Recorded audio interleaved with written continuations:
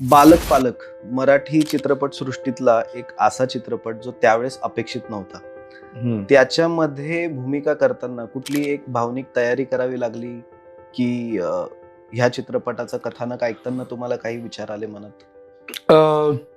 खरं तर नाही. ह्याचं कारण असं होतं की रवी जाधवचं काम त्याच्यावरती झालेलं होतं आणि त्यांनी जेव्हा मला भूमिका सांगितली की हे कसं करायचं आहे, तर तेव्हा त्या विषयातल्या त्या मुलांचा जो गाभा आहे त्या परिसरात आम्ही नव्हतो. मला नेहमीच एक ठाम कर्मठ वडिलांचं काम करायचं होतं आणि थोडीशी त्याला एक ह्युमरची बाजू आहे.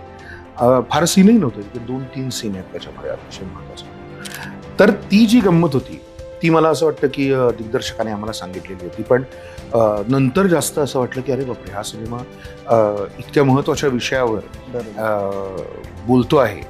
म्हणजे आधी माहीत नव्हतं असं नाही माझं म्हणणं, त्याचा आवाका नंतर कळलं. करेक्ट, असं माझं म्हणणं.